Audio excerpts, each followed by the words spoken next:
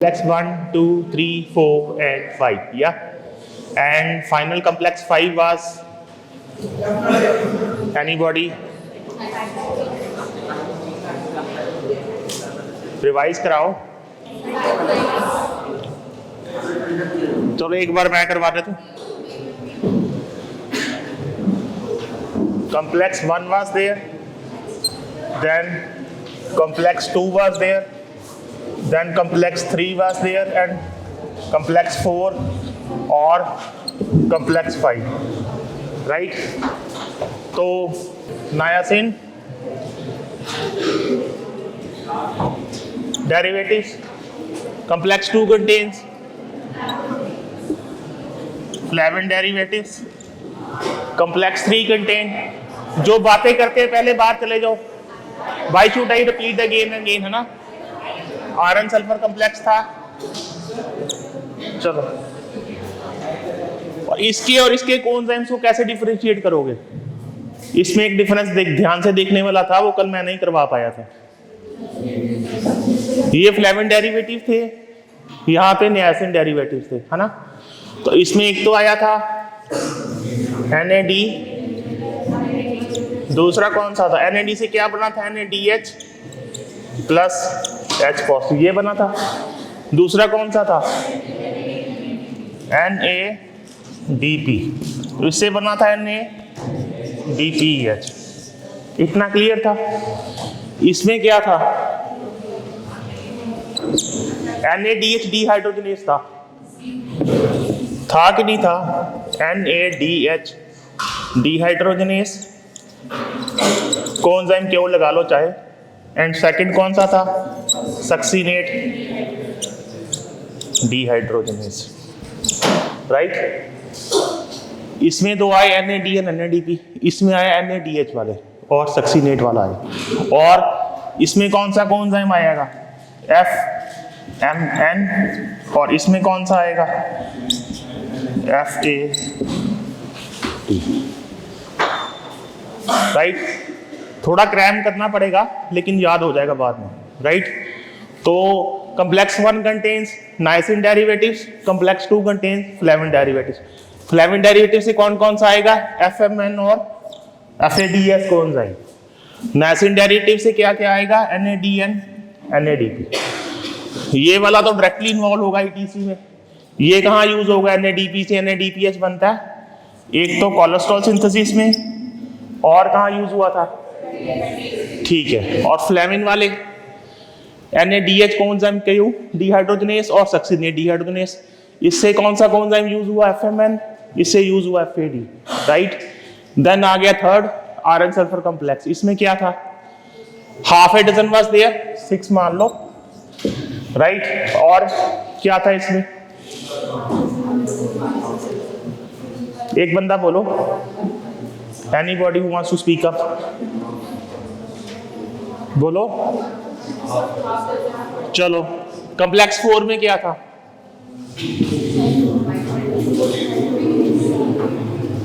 Coenzyme क्यों था? और कॉम्प्लेक्स 5 में क्या थे? साइटोक्रोम्स थे, राइट? और कोएंजाइम क्यों की क्या स्पेशलिटी करवाई थी हमने? पहला पॉइंट बोलो इसका, यूबिक्यूअस था। दूसरा क्या था? 12 आइसोप्रीनोइड यूनिट्स थे। इसके कितने थे? कि 10 थे। 10 आइसोप्रीनोइड यूनिट थे। और क्या था इसमें? लिपोफिलिक था।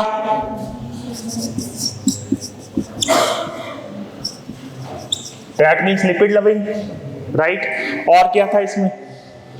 और अगर माइकोबैक्टीरिया है तो इसका काम कौन करेगा?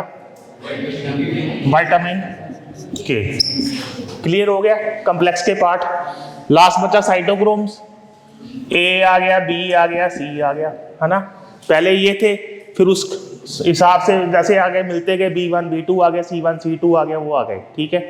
तो ये इंडिविजुअल कंपोनेंट्स हो गए 1 2 3 4 एंड 5। क्लियर है सबको? फिर हमने किया था कल लास्ट क्लास में हमने बोला था कि जो ETC है, it is coupled with oxidative phosphorylation, right. पहले 4 जो कॉम्प्लेक्स थे 1, 2, 4 इसमें पार्ट करते थे, और फाइनल में हम ऑक्सीडेटिव फॉस्फोरिलेशन कपल करके फ्री एनर्जी की फॉर्म में ATP जनरेट करते थे। क्लियर हो गया है ना, इतना ही था ना। लेकिन फिर हमने एक स्टोरी की थी दिनेश कार्तिक और उसकी वाइफ की, है ना। They were happily married couples, married, right. Dinesh Karthik for DK and his wife spouse, right? So they resemble Dinesh Karthik with ETC and biological oxidation, oxidative phosphorylation, दोनों कपल थे, right? Then came our uncoupler. Uncoupler was Murli Vijay.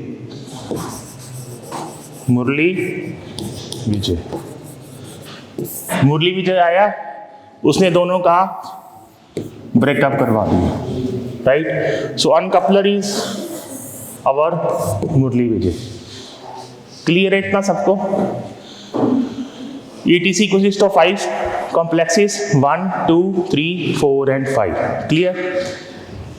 And finally ETC is coupled with biological oxidation. तो oxidative phosphorylation से finally हम ATP बनाते हैं, right. Clear था इतना सबको, है ना। कॉम्प्लेक्स 1 में क्या आया था? Niacin derivatives NAD and NADP। NAD से बना NAD और NADP से NADPH। 2 में आए फ्लेविन डेरिवेटिव्स NADH और सक्सीनेट कोएंजाइम डिहाइड्रोजनेज, तो फ्लेविन का कौन सा FMN and FADH coenzyme, right. 3 में कौन सी आए? Iron sulphur proteins, right. Half a dozen are there, exact role is not known, right. फिर आ गया 4 में कोएंजाइम क्या हुआ आया, उसमें क्या क्या आया? Ubiquitous in nature, 10 isoprenoid units, lipophilic molecule, और अगर माइक्रोबैक्टीरिया है तो उसका काम विटामिन K करेगा। क्लियर हो गया? देन आ गए 5 पे। 5 में आ गए साइटोक्रोम सारे ABC सारे, डिपेंडिंग ऑन सर्चिंग कैसा 1, 2, 3 उन्होंने नंबर कर दिया, इनको इंडिविजुअली याद कर लेना, ठीक है। और ये 5 स्टेप्स थे वो फाइनली किससे? ऑक्सीडेटिव फॉस्फोरिलेशन से पेयर थे, तभी हमने ATP फाइनली जनरेट किया। कैसे? Through free energy was energy available to do work, that is minus delta G was negative. Delta G was negative means energy is exhaled means exergonic reaction, right. तो जब हम energy generate कर रहे थे तो ये दोनों कपल थे, है ना, Dinesh Karthik and his wife. Then came Murali Vijay. Murali Vijay ने क्या किया? दोनों का डिवोर्स करवा दिया, तो अनकपलिंग होगी। अनकपलिंग किसने की? अनकपलर ने। अनकपलर याद रहेगा, राइट। तो अनकपलर काम कैसे करता है अब बताओ? मैकेनिज्म एक्शन ऑफ अनकपलर, एनीबॉडी जो पढ़ के आया अपने आप बोलो।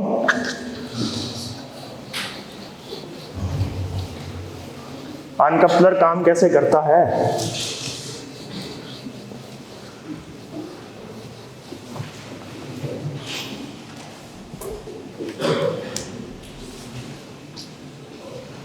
ये आउटर मेम्ब्रेन थी हमारे पास, ये थी inner membrane. Outer membrane, inner membrane, ये वाली थी इंटर मेम्ब्रेन स्पेस, राइट।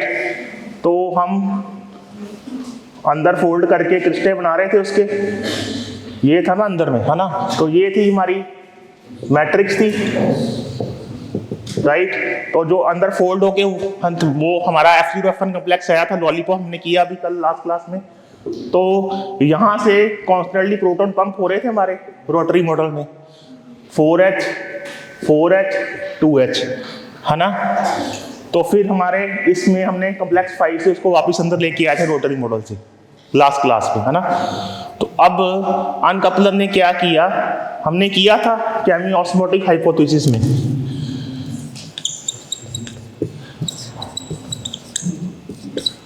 क्या बोला था वो हाइपोथेसिस कि there is a positive and negative charge like a battery, एक हम पोटेंशियल क्रिएट करते हैं, है ना, उसी की वजह से हमने फिर अंदर पंप किए और एटीपी जनरेट किए।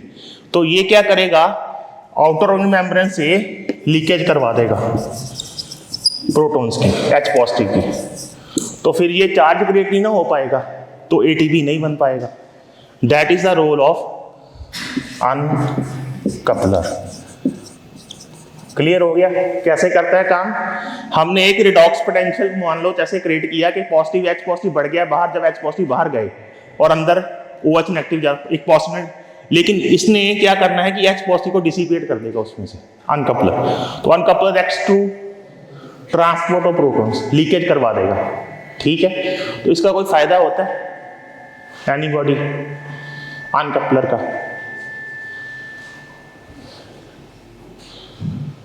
अनकपलर का फायदा, anybody who wants to add up?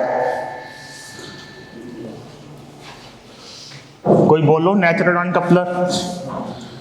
कई बोलते हैं ना कि वो खाता बहुत है लेकिन मोटा नहीं होता, वेट लॉस में कुछ काम करता है ये, बोलो। हाँ डाइनाइट्रो, पहले तो ये कर ली है ना हमने कल। तो एक तो हमारा आ गया 2,4-डाइनाइट्रोफिनॉल, ये अनकपलर है, लिपोफिलिक मॉलिक्यूल है। Lipophilic means lipid loving, proton carrier can easily diffuse to the inner mitochondrial membrane. जो पर्सन वेट लॉस करते हैं ना वो इसको यूज करते हैं। कैसे करते हैं? जब हम प्रोटॉन्स पंप कर देना, लीकेज हो जाए तो उसमें एटीपी जनरेट नहीं होता, है ना, तो एटीपी जनरेट नहीं होगा तो क्या होगा, energy will be dissipated as heat only, calories count नहीं होंगी उसकी। तो अगर आप ज्यादा खा रहे हो, energy will be related as heat, है ना, तो फिर क्या होगा, बॉडी में हाइपरथर्मिया क्रिएट होगा, ठीक है। तो ये लेकिन ये ड्रग जो है ना, it is banned by FDA America की, तो इससे कुछ साइड इफेक्ट्स भी आ सकते हैं, लेकिन ये काम करता है। और कौन कौन से हैं इसमें? डाइनाइट्रोक्रिजोल, पेंटाक्लोरोफिनोल, देन ये FCCP बड़ा पोटेंट है, fluorocarbonyl cyanide phenyl hydrazone, this is 100 times more effective than DNP, right. ये वेट लॉस इंडस्ट्री यूज करती है, अंडर द टेबल यूज करती है, लेकिन they are banned by FDA, right.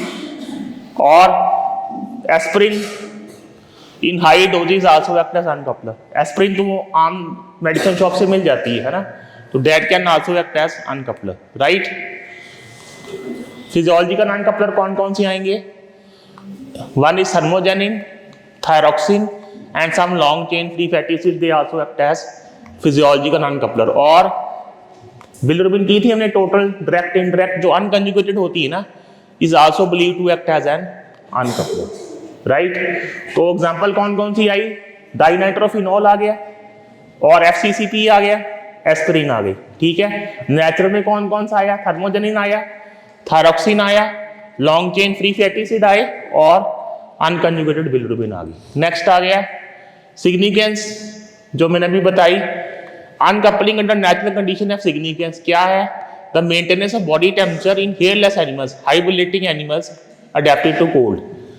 जो हाइबरनेट करते हैं, जैसे पोलर बियर करता है या दूसरे एनिमल्स करते हैं सर्दियों में, है ना, वो खाना तो खाते नहीं, वो हाइबरनेट किए होते हैं, तो एनर्जी कहाँ से आती है उन्हें? Through uncoupling, right. जो उन्होंने बनाया ना वो पंप हो जाएगा प्रोटॉन से, तो उससे क्या होगा, एनर्जी बर्न नहीं हो लेकिन हीट जनरेट हो जाएगी, तो कैलोरी यूज नहीं हुई, ठीक है।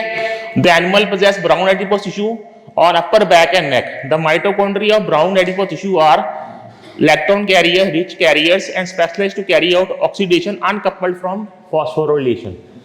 तो अनकपलिंग कर दी तो ETC तो चली, लेकिन ऑक्सीडेशन अनकपल्ड फ्रॉम फॉस्फोराइलेशन हो गई, तो फॉस्फोराइलेशन नहीं हुई तो ATP नहीं बना, तो एनर्जी विल बी डिसिपेटेड, उसका काम चल जाएगा सर्दियों में, विंटर में, हाइबरनेशन में, ठीक है। एक नेचुरल मैकेनिज्म है जो एक पोलर बियर यूज कर रहा है अंटार्कटिका में, है ना, और दूसरे एनिमल्स यूज करते हैं, राइट। और the cause of heat liberation when fat is oxidised, तो ब्राउन एडिपोज टिश्यू से निकलेगी, और brown adipose tissue may be considered as site for non shivering thermogenesis, right. और जो ब्राउन एडिपोज टिश्यू में ज्यादा हो ना, it protects from becoming obese। जिसमें ब्राउन एडिपोज टिश्यू ज्यादा है ना, वो obese नहीं होगा, क्यों?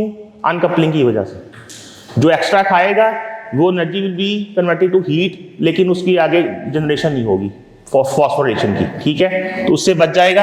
Access calories in these are liberated as heat instead of fat storage. जो एक्स्ट्रा खाता जाएगा ना वो लिबरेट कैसे होगी, एज हीट, ना कि वो फैट स्टोरेज होगी उसकी। क्लियर है सबको? बोलो। एक और आ गया physiological uncoupler, that is thermogenic. ये कहां होता है, इनर माइटोकॉन्ड्रियल मेम्ब्रेन में of brown adipose tissue, right. इस blocks the formation of ATP and generates heat. वो भी सेम काम ही करेगा। 5 कॉम्प्लेक्स था हमारा, उसमें एटीपी बनना था, उसको ब्लॉक करेगा एंड जनरेट्स हीट कर देगा, ठीक है। कहां का यूज होगा, significant in newborn and hibernation में, सेम यूज। देन आ गया ionophores. The term ionophores is used to collectively represent lipophilic molecule. Lipophilic तो है ही है, they promote transport ion across biological membrane. अलग मेम्ब्रेन थी, आउटर मेम्ब्रेन थी, इनर मेम्ब्रेन थी, बीच में मैट्रिक्स थी, है ना। तो उसमें से आइनोफोर जो क्या है, आयंस को मूव कराते हैं, ठीक है। अनकपलर्स आर मोस्टली अनकपलर जो हमने किए है ना, they are mostly proton. Proton क्या होता है, पॉजिटिव वाले होते हैं, ठीक है। लेकिन कुछ ड्रग्स जैसे हैं antibiotic valinomycin, gramicidin A and nigericin, they are ionophores of potassium, जो पोटेशियम से काम करते हैं, ठीक है। जो हमने ईटीसी वाले किए वो तो एच पॉजिटिव पे काम कर रहे थे, लेकिन जो ये 3 ड्रग्स हैं लाइक वलिनोमाइसिन, ग्रेमिसिडिन, ये आइनोफोर पोटेशियम पे काम करते हैं, ठीक है। हमने सिर्फ करना यही है कि मेम्ब्रेन में परमिबिलिटी चेंज करके वो बाहर निकाल देनी है ताकि वो एटीपी जनरेट ना कर पाए, राइट। अदर इनहिबिटर्स में एक तो लिगोमाइसिन आ गया, ड्रग जो एंटीबायोटिक है, और एक ये प्लांट जो है उसमें यूज होता है प्लांट टॉक्सिन, ये भी है, राइट। और अब आगे 2 शटल पाथवे, आज का इंपॉर्टेंट टॉपिक शटल पाथवे। जो हमारा NADH है ना, that is not permeable to the mitochondrium, अंदर डायरेक्टली नहीं आ सकता। तो इसको अंदर लाने के लिए हम 2 पाथवे यूज करते हैं, बेसिकली 3 होते हैं लेकिन 2 मेजर हैं। One is glycerol phosphate shuttle and second is malate aspartate shuttle, third is creatine phosphate shuttle, right. तो इसमें और इसमें क्या डिफरेंस आएगा, हमने NADH से कितने एटीपी बनाए थे, याद करो, 2.5, और FAD से, लेकिन ये दोनों जो है ना, इसमें क्या होगा, NADH में डिफरेंस आ जाएगा आगे की लेवल में। ये अलग पाथवे में ऑपरेट करता है, ये अलग ऑपरेट करता है, तो एटीपी अलग बनेंगे। कैसे, अब देखो, ये है हमारा ग्लिसरॉल फॉस्फेट शटल, राइट। तो हमारे पास जो NADH है साइटोसोल में पड़ा है, इसको हमने लेके आना अब मैट्रिक्स में। कैसे लेके आओगे, हमारे पास डाइहाइड्रोक्सी एसीटोन फॉस्फेट बनता है, कहां पे बनता था, ग्लूकोज से बना था, ग्लूकोज 6 फॉस्फेट, 6 फॉस्फेट से बना था फ्रक्टोज 6 फॉस्फेट, फिर क्या बना था, डाइहाइड्रोक्सी एसीटोन फॉस्फेट बना था, और ग्लिसरॉल्डिहाइड 3 फॉस्फेट बना था। जो डाइहाइड्रोक्सी एसीटोन फॉस्फेट बना उसको कन्वर्ट करेंगे ग्लिसरॉल 3 फॉस्फेट में। कैसे, साइटोसोल में है, cytosolic glycerol 3 phosphate dehydrogenase use करेंगे, तो NADH से क्या बना, NAD, तो बन गया glycerol 3 phosphate. This glycerol 3 phosphate is permeable into the matrix, तो ये अंदर आके बनाएगा डाइहाइड्रोक्सी, दोबारा उसको फिर बाहर आ सकता है, कैसे, माइटोकॉन्ड्रियल ग्लिसरॉल 3 फॉस्फेट डीहाइड्रोजनेज से। इस रिएक्शन में हमारा बनेगा FAD से FADH2। तो अब हमारे 1.5 ATP बना यहाँ पे, चाहे NADH को लेके आए हम अंदर, लेकिन हमने जनरेट किए 1.5 ATP through glycerol phosphate shuttle. याद रहेगा, घर में जाकर रिवाइज करोगे तो अच्छा याद होगा, ठीक है। नेक्स्ट, ये आ गया second shuttle, mallet aspartate shuttle. इसमें क्या किया, NADH बाहर है, ये साइटोसोल है, ये मैट्रिक्स है, राइट। तो इसको अंदर लेके आना, कैसे लेके आएंगे, ओक्सालो एसीटेट है हमारे पास, वो कन्वर्ट होगा मैलेट से। तो ये एंजाइम कौन सा, साइटोसोल का, साइटोसोलिक मैलेट डीहाइड्रोजनेज यूज करेंगे, तो NADH NAD बना, मैलेट अब अंदर आ जाएगा। Malate is permeable into the mitochondrial matrix. Malate अंदर आ गया तो दोबारा ओक्सालो एसिड बनेगा, ऐसे NAD से दोबारा, अब NADH अंदर आ गया, तो NADH से कितने बनेंगे, 2.5 थ्रू ETC हमने किया हुआ है, ठीक है। तो जो ओक्सालो एसिड बना वो स्पार्टेट और अल्फा कीटोग्लूटारेट में कन्वर्ट होगा, वो आगे अमीनो एसिड मेटाबॉलिज्म में चला जाएगा, वो अब मेटाबॉलिज्म में करेंगे अमीनो के एसिड के। तो ये क्लियर हो गया। First was glycerol phosphate shuttle and second was malate shuttle, right. तो दोनों हो गए क्लियर। थर्ड आ गया क्रेटाइन फॉस्फेट। हमने एटीपी एडीपी साइकिल किया था फर्स्ट क्लास में, एटीपी से एटीपी बनाया था, उसमें हमने क्रेटाइन फॉस्फेट ही बनाया था जब एटीपी डोनेट करता था, तो उसमें ये शक्ल यूज होगा हाई एनर्जी फॉस्फेट की तरह। अब आ गया हमारे माइटोकॉन्ड्रिया के आइसोएंजाइम्स। आपने 3 किए थे उसमें साइटोसोलिक वाले, CK-MB, MB, BB और MM, है ना। अब हम करेंगे माइटोकॉन्ड्रिया के 2 और होते हैं। कौन कौन से? एक होता है यूबिक्वस और दूसरा होता है सार्कोमेरिक। ये 2 जो है माइटोकॉन्ड्रियल आइसोएंजाइम्स हैं। जो हमने CPK-MB किए थे ना 3, MB, BB और तीनों किए थे ना एंजाइम वाले चैप्टर में, वो कौन से थे? वो साइटोसोलिक थे। 2 माइटोकॉन्ड्रियल भी हैं, वन इज यूबिक्वस, अनदर इज सार्कोमेरिक। तो इसमें टोटल कितने होते हैं? इट इज ऑक्टामर, 8 हो गए और 4 डाइमर होते हैं। 4 2 का 8 हो गया, तो टोटल 8 इसमें ऑक्टामर होगा। तो माने ubiquitous and second is sarcomeric. ये कहाँ इन्वॉल्व होते हैं? Directly involve in the formation of phosphocreatine from mitochondrial ATP. Phosphocreatine बनाएगा माइटोकॉन्ड्रियल एटीपी से and participate in creatine phosphate chapter, इसमें काम करते हैं दोनों। ठीक है, you can get short note on this. अगर लेकिन नोट करना कि हमने देख कौन से लिखने हैं, माइटोकॉन्ड्रियल लिखने हैं कि साइटोसोलिक लिखने हैं। साइटोसोलिक लिखोगे तो कौन कौन से लिखोगे, है ना। और माइटोकॉन्ड्रियल आ गए तो 2 आएंगे, ये यूबिक्वस और सार्कोमेरिक, जिसमें हमारे ऑक्टामर है और 4 डाइमर है। क्लियर? और अब शटल पाथवे कौन कौन सा कहाँ आएगा? हमने 2 किए पहले स्टार्टिंग में, ग्लिसरॉल और मैलेट, है ना। तो अगर लिवर एंड हार्ट है, दे यूज मैलेट अस्पार्टेट शटल। और अगर बाकी अदर टिश्यू है वो ग्लिसरॉल फॉस्फेट शटल में हमने FADS से बनाया था ना, तो 1.5 बनेगा उसमें। और अगर वो यहाँ हुआ तो 2.5 ATP बनेंगे। ठीक है। और क्रेटाइन phosphate active in skeletal muscle and heart, उधर एक्टिव होगा। तो अगर वो केस स्टडी आती है तो रिमेंबर उसने टिश्यू कौन सा इन्वॉल्व किया, उस हिसाब से ATP कैलकुलेट करनी है। ठीक है ना। अब ये 4 कैटेगरी आ गई। हम कहीं पे डिहाइड्रोजनेस लिख देते हैं, कहीं पे लिख देते हैं ऑक्सीडेस लिख देते हैं, हाइड्रोपेरोक्साइड, कहीं ये अलग अलग कैटेगरी है, उस हिसाब से इनका नाम बनता है कि ये इनका मैकेनिज्म एक्शन क्या है। राइट। तो 4 categories are there, oxidases, dehydrogenases, hydroperoxidases and oxygenases. Right. तो पहली कैटेगरी कौन सी आई हमारी? ऑक्सीडेसिस की। राइट। ऑक्सीडेसिस क्या करते हैं? जो हाइड्रोजन निकलती है ना, hydrogen from substrate to accept, from oxygen to form water. जो किसी सबस्ट्रेट से हाइड्रोजन निकलेगी ना, वो ऑक्सीजन से मिला के वाटर बनाएंगे उसमें, दे आर नोन एज ऑक्सीडेसिस। तो इसकी एग्जांपल कौन कौन सी आएगी? Cytochrome oxidase, tyrosinase and monoamine oxidase, ये आएंगे। तो हमने फ्लेवोप्टीन्स किए थे, कौन से कॉम्प्लेक्स पे किए थे? 2 में किए थे ना। तो इसमें FAD और FMN आया, बिलोंग टू दिस कैटेगरी। इसमें कौन कौन से एंजाइम आएंगे? L-अमीनो एसिड ऑक्सीडेज FMN में आएगा और xanthine ऑक्सीडेज में FAD आएगा। अब इसको क्रैम करोगे ना तो you can form any enzyme. ये 4 कैटेगरी है और उसमें कौन कौन सा साथ में कौन एंजाइम आ रहा है उसको याद कर लिया तो you can crack any enzyme और ATP कैलकुलेट कर सकते हो। ठीक है। अब सेकंड कैटेगरी आ गई डिहाइड्रो। इसमें क्या होता है? जिसमें ऑक्सीडेशन रिडक्शन दोनों हो रही है ना, that is the category known as dehydrogenases. Right. तो पहले कौन सा आया इसमें? NAD dependent dehydrogenases. ये कहां से आए थे?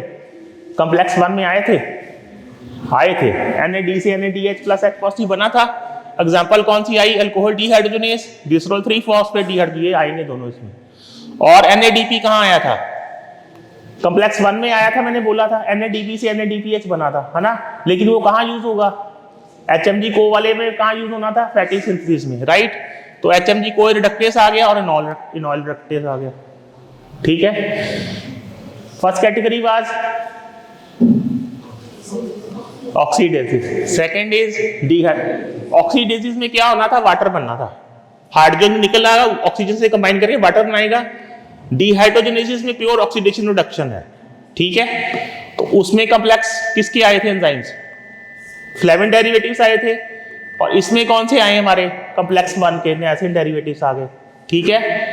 और इसमें और आएगा FMN डिपेंडेंट डिहाइड्रोजनेस, जो NADH डिहाइड्रोजनेस आएगा। FAD डिपेंडेंट, इसकी एग्जांपल कौन सी? Succinate dehydrogenase. ये कहां आया था? सक्सिनेट वाला कॉम्प्लेक्स 2 में। ठीक है ना।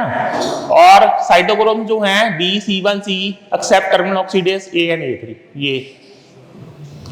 अब आ गई थर्ड कैटेगरी हाइड्रोपेरोक्सीडेजेस। ये मैंने कहाँ करवाए थे, HMP शंट करवाया था, उसमें हमने कैटालेस वाला रिएक्शन किया था कि हाइड्रोजन पेरोक्साइड ब्रेकडाउन करता है, उस कैटेगरी में आते हैं हाइड्रोपेरोक्सीडेज। ये क्या करेंगे, हाइड्रोजन पेरोक्साइड है उसको ब्रेकडाउन करेंगे वाटर और ऑक्सीजन में। तो यहाँ क्या यूज होगा, एक एंजाइम कैटालेस यूज होता है और पेरोक्सीडेज भी आते हैं इसमें, right. First category was oxidases, second was dehydrogenases, third is oxidases. कहाँ यूज हुए थे हमारे, जहां हमने हाइड्रोजन निकाली ऑक्सीजन से कंबाइन करी और वाटर बन गया। सेकंड कैटेगरी कौन सी है, dehydrogenases, pure oxidation reduction was there, 5 category उसकी आ गई। थर्ड आगे हाइड्रोपेरोक्सीडेजेस, H2O2 है उसमें ब्रेकडाउन किया तो बना हमारा वाटर एंड ऑक्सीजन। ये कैटालिस वाला रिएक्शन आ गया, दूसरा आ गया, ठीक है। नेक्स्ट कैटेगरी आ गई हमारी, फोर्थ कौन सी थी, ऑक्सीजनेजेस। ऑक्सीजन में कितने होते हैं एटम, O2 होती है ना। अब इसमें है कि एक ऑक्सीजन यूज कर रहा है कि दो यूज कर रहा है। तो अगर एक यूज करेगा तो मोनोऑक्सीजनेस, दो यूज करेगा तो डाइऑक्सीजनेस, right. Dioxygenases are true oxygen. They are responsible for incorporation both the atoms of oxygen, right? Di है तो O2 दोनों पूरा यूज हो जाएगा, क्लियर है। और अगर मोनो है तो मिक्स फंक्शन आएंगे इसमें, half of the oxygen is use, right. ये कहाँ यूज होते हैं, साइटोक्रोम P450 मोनोऑक्सीजन सिस्टम में, जो मेटाबॉलिज्म ड्रग का करता है। कौन कौन से, मॉर्फिन का, एनालिन का, स्टीरॉयड हार्मोन्स का, क्लियर है। एक बार रिवाइज कराओ। फर्स्ट कैटेगरी वाज ऑक्सीडेजेस, इसमें क्या होगा, जो हाइड्रोजन निकलेगी हमारी that will combine with oxygen to form water, ठीक है। इसमें कौन से कॉम्प्लेक्स आए थे, FAD वाले, फ्लेविन वाले, है ना। देन आ गया सेकंड कैटेगरी कौन सी थी, डिहाइड, pure oxidation reduction is there. इसमें कौन से आए हमारे, NAD वाले आ गए, ठीक है। थर्ड आ गई हाइड्रोपेरोक्सीडेजेस, इसमें क्या यूज हुआ, कैटालिस वाला रिएक्शन, H2O2 से ऑक्सीजन और वाटर बना। फोर्थ कैटेगरी में ऑक्सीजन यूज किए। अब ऑक्सीजन में दो आएंगे, मोनो और डाई। मोनो में सिंगल यूज होगा, डाई में दोनों यूज होंगे। तो मोनो कहाँ यूज होगा, साइटोक्रोम P450 में, ठीक है। अब प्रोकैरियोट्स में कैसे चलती है, ये तो हमारा यूकैरियोट थे ना, हम बड़े एनिमल बन गए, और प्रोकैरियोट्स पहले थे। प्रोकैरियोट्स पहले आते, प्रो मींस प्री, है ना, यूकैरियोट्स के बाद। प्रोकैरियोट्स में तो माइटोकॉन्ड्रिया होते नहीं, डिफरेंस करते हो ना +1 2 में। There are no mitochondria in prokaryotes. तो उसमें कैसे चलेगी ETC हमारी, उसमें क्या होता है कि a set of electron carriers different from found in mitochondria enzymes are bound to the inner cell membrane of prokaryotes, जो सेल की मेम्ब्रेन के साथ ही लगे होते हैं, जो ये काम कर देते हैं, ठीक है। इसलिए माना जाता है कि माइटोकॉन्ड्रिया जो बने हैं वो यूकैरियोट्स में आए, तो जो प्रोकैरियोट्स से ही यूकैरियोट्स बने हैं, ठीक है। जो प्रोकैरियोटिक सेल था उसमें माइटोकॉन्ड्रिया नहीं थे, लेकिन इनर मेम्ब्रेन में वो काम करते गए, तो फाइनली इवॉल्व होकर माइटोकॉन्ड्रिया बना, वो यूकैरियोट्स में आ गया, क्लियर है। तो इतना तो हो गया खत्म। अब इसको हम एक बार रिवाइज कराएंगे। तो 5 बच्चे आ जाओ, एक बार ये करना है, एक बार इसको revise. This chapter is most difficult, I know, that's why I took my self, है ना। लेकिन इसको रिवाइज नहीं करोगे ना घर जाके, सिर्फ 30 मिनट्स लगा लेना, प्रॉमिस है याद हो जाएगा। तो 5 बच्चे आ जाओ पहले मेरे पास, इसको एक बार रिवाइज कर लें। आ जाओ 5 बच्चे आ जाओ।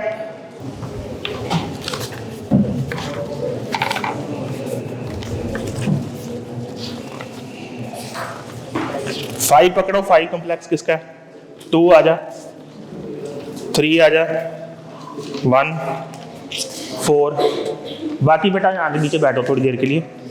4 1 कहाँ था हमारा, 1 2 यहाँ था, 3 कहाँ गया हमारा, 3 कॉम्प्लेक्स। तो अब नीचे बैठो 2 मिनट के लिए, कोई बात नहीं बेटा, आ जा। 4 5, ठीक है। कॉम्प्लेक्स 1 से हमने शुरू की।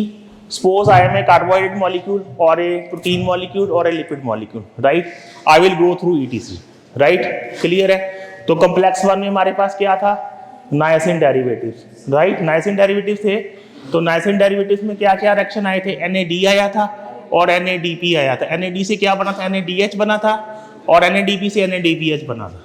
याद हो गया सबको? और कुछ आया था इस कॉम्प्लेक्स में? ठीक है, इतना कर लो।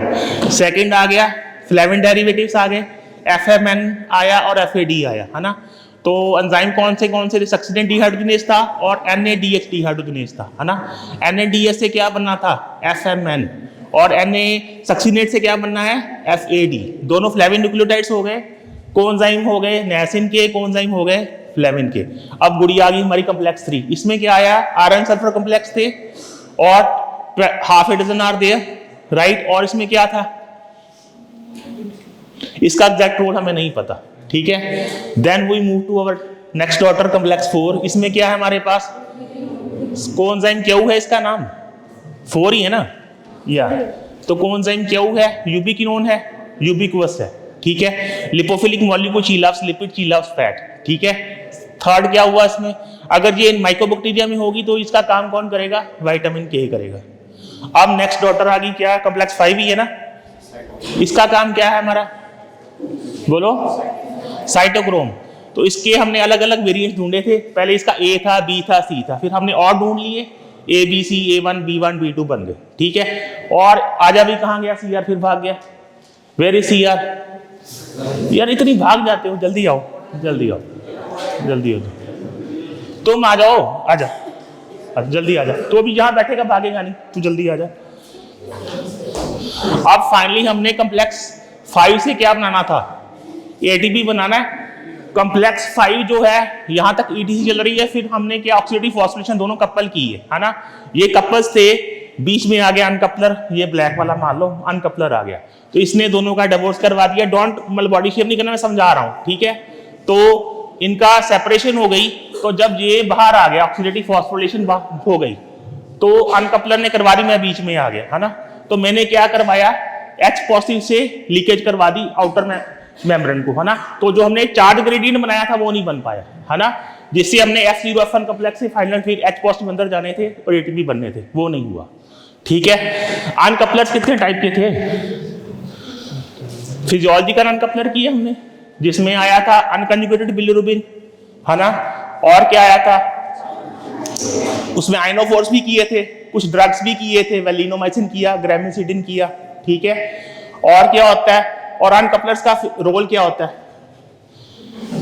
अगर एक्स्ट्रा कैलोरी खा रहे हो तो वो फैट में नहीं कन्वर्ट होने देगा, उसको हीट की फॉर्म में लिबरेट कर देगा। कहाँ यूज होता है? नेचुरली हाइबरनेटिंग एनिमल्स में। याद रहेगा अब सारा। अब एक सर्कल बनाए हम, यही वाला गर्ल सर्कल बना लो सेंटर में माइटोकॉन्ड्रिया का। क्लियर थी? अब रिवाइज करो। अब हम माइटोकॉन्ड्रिया से उसकी रोटर मोटर करेंगे, क्लियर है? तो ये हमारी आउटर मेम्ब्रेन थी बॉयज की, मुझे मूव करने की जगह तो दे दो, ठीक है। ये आउटर मेम्ब्रेन है, क्लियर है सबको? क्लियर है। अब मैं इंटर मेम्ब्रेन स्पेस में आ गया। ये इनर मेम्ब्रेन है, ये आउटर मेम्ब्रेन है। अब मैं इंटर मेम्ब्रेन स्पेस में मूव कर गया। क्लियर हो गया सबको? याद रहेगा, है ना। अब जो इनर मेम्ब्रेन है हमारी गर्ल्स की, है ना, that is folded to form crystal, जैसे सर्वस एरिया बढ़ता है। और इनर मेम्ब्रेन के अंदर क्या होता है? मैट्रिक्स, ठीक है। इतना क्लियर हो गया। अब पकड़ो, ये हमने 5 कॉम्प्लेक्स किए थे, 2, 5, 3, 4, सारे 1 आए ना सारे। ये कहाँ थे हमारे सारे 5 के 5? इनर मेम्ब्रेन के अंदर। पकड़ो, यहाँ 5 कॉम्प्लेक्स चल रहे हैं हमारे। तो अब हमने ATP जनरेट करना है, कैसे करोगे? पहले तो केमियोस्मोटिक थ्योरी है, 2 थी ना, एक रोटर मॉडल है। केमियोस्मोटिक क्या बोलती है? आउटर मेम्ब्रेन इनर मेम्ब्रेन में 4 डिफरेंस आ रहा है ना, जिससे हम प्रोटॉन ग्रेडियंट बना और हमने ATP जनरेट की, ठीक है। क्योंकि हमारी ये वाली कॉम्प्लेक्स तीनों 5 अंदर चल रहे हैं, है ना। तो जब अंदर चलेंगे तो क्या होगा? H पॉजिटिव बनेगा। H पॉजिटिव बनता है ना, तो ये सारे पंप होके कहां जाएंगे? इंटरमेम्ब्रेन से इंटरमेम्ब्रेन स्पेस में आ जाएगी। तो जो उन्होंने H पॉजिटिव बनाए 5 कॉम्प्लेक्स से, ये मानो कि H पॉजिटिव यहां पे आ गया, जहां मैं इंटरमेम्ब्रेन स्पेस में था। तो अब यहां पे H पॉजिटिव हमारा ज्यादा बन गया, याद रहेगा। तो अब इसको कैसे मेंटेन करोगे? बाहर H पॉजिटिव ज्यादा हो गया, अंदर कम है, ठीक है। तो फिर हमने 4H पॉजिटिव, 4 और 4 ये सारे आगे हमारे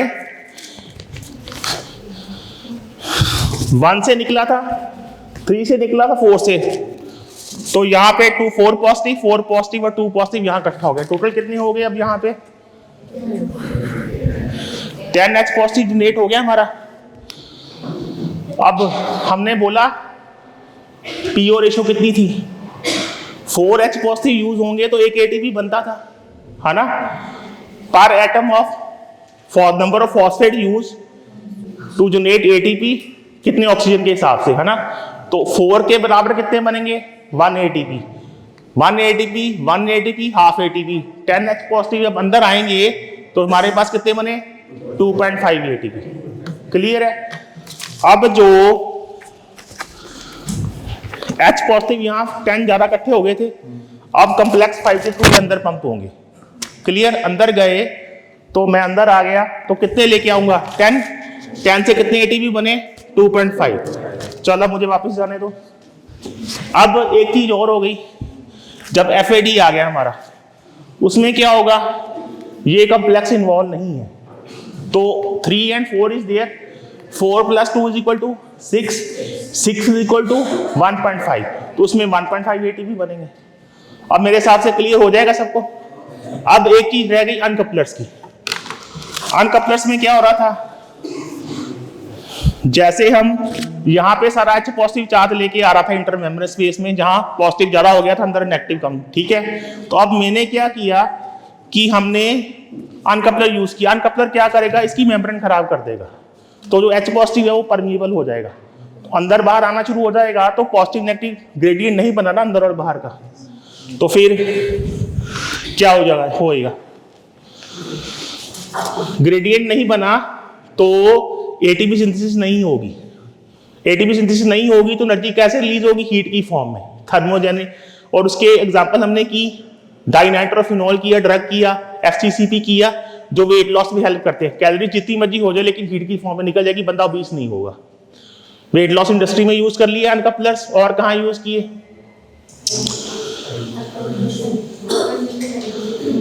बोलो,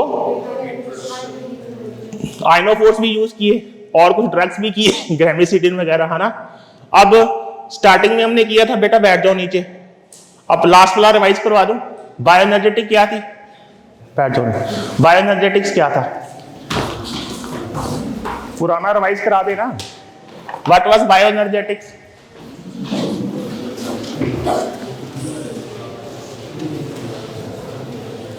फर्स्ट क्लास नहीं पढ़ी। It deals with energy changes during chemical reactions, right. फिर उसके बाद हमने क्या किया था, LEO and GER, loss of electron is oxidation, gain of electron is reduction. Clear है। फिर हमने की enthalpy and entropy.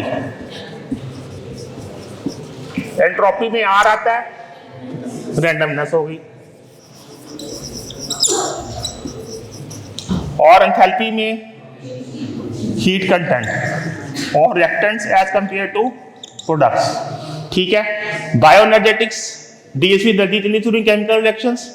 Delta H क्या था, हीट कंटेंट, एंथैल्पी। एंट्रोपी क्या थी, मेजर ऑफ रैंडमनेस। और डेल्टा G नेगेटिव कब होता है, when energy is release during a reaction, और डेल्टा G पॉजिटिव कब होता है, जब energy is consume during a reaction. Exergonic से एक्सेल, एक्सेल से एनर्जी बाहर आई, एंटरगोनिक से इनटेक हुई, एनर्जी कंज्यूम हुई। क्लियर हो गया। उसके बाद क्या बचा था हमारा, रिवाइज कराओ, सारा चैप्टर रिवाइज कर रहे हैं हम शॉर्ट में। हाई एनर्जी, तो हमने रिएक्शन होता है delta G is equal to delta H minus T delta S, राइट। तो अगर ATP की हाइड्रोलिसिस करते हैं हम, है ना, तो वाटर डालेंगे तो बनेगा ADP प्लस फॉस्फेट। इसमें कितनी एनर्जी नेट होगी, 7.3 कैलोरीज पर मोल। यहां डेल्टा G कितना है, negative, delta G is negative, right. तो इसमें 7.3 कैलोरीज रिलीज होगी। तो हम 7 को थ्रेशोल्ड लेंगे, this one as a threshold. अगर जो इससे ज्यादा रिलीज करेंगे नेगेटिव में तो that will be high energy compound, जो कम करेंगे that will be no energy compound. Clear हो गया सारा। उसके बाद क्या बचा, कॉम्प्लेक्स हमने रिवाइज कर लिए 1 2 3 4 एंड 5। 1 में नियासिन डेरिवेटिव्स थे, 2 में फ्लेविन डेरिवेटिव्स, 3 में आयरन सल्फर कॉम्प्लेक्स, 4 में कोएंजाइम क्यू और 5 में साइटोक्रोम्स। क्लियर है, वो भी हो गया। फिर हमने लास्ट में अनकपलर्स किए जो ऑक्सीडेटिव फॉस्फोरिलेशन को अनकपल कर देंगे ईटीसी से। तो फिर क्या होगा, energy will be generated as heat only but वो एटीपी जनरेट नहीं होगा, है ना। तो फिर इसके कुछ हमने फार्माकोलॉजिकल फायदे यूज किए। क्या क्या थे, कुछ नेचुरल थे, कुछ अननेचुरल थे, ड्रग्स की फॉर्म में यूज किए। नेचुरल कौन सा था, थायरोक्सिन था, अनकंजुगेटेड बिलिरुबिन थी। और केमिकल्स में ड्रग्स में कैसे यूज किए, एफसीसीपी वाले और डाइनाइट्रोफिनॉल यूज किए जो वेट लॉस में यूज करते हैं, लेकिन दे आर बैंड। क्लियर। उसके बाद क्या आया, हमने 4 टाइप के ऑक्सीजनेसिस किए एंजाइम्स, है ना। पहली कैटेगरी कौन सी थी, ऑक्सीडेसिस। तो ऑक्सीडेसिस में हमने क्या किया, जो हाइड्रोजन निकली उससे ऑक्सीजन कंबाइन करके वाटर बनेगा। डिहाइड्रोजनेसिस में ऑक्सीडेशन रिडक्शन रिएक्शन होंगे। हाइड्रोपेरोक्सीडेसिस में कैटालेस वाला रिएक्शन आएगा, H2O2 वाला, ठीक है। और ऑक्सीजनेसिस में 2 टाइप आएंगे, मोनो एंड डाई। एक ऑक्सीजन यूज हो रहा है कि दोनों यूज हो रहे हैं। क्लियर है। और प्रोकैरियोट्स में क्या था, ये मशीनरी नहीं थी तो उसमें जो मेम्ब्रेन की परमेबिलिटी को जो यूज किया, और इससे हमें ये पता लगता है कि प्रोकैरियोट से फाइनली यूकैरियोट्स बने। ठीक है, तो चैप्टर इज फाइनली ओवर, है ना। क्लियर है। अब किसी को डाउट है। और 2 डिजीज हमने की थी, MELAS माइटोकॉन्ड्रियल डीएनए की, मेलास वो क्या थी, MELAS, ME से क्या था, माइटोकॉन्ड्रियल एन्सेफेलोपैथी, LA से लैक्टिक एसिडोसिस और S से स्ट्रोक। ठीक है, एक पियर्सन डिजीज भी आएगी इसमें। क्लियर है। और कुछ बचा बोलो रिवाइज कराने में, किसी को डाउट है तो पूछ लो।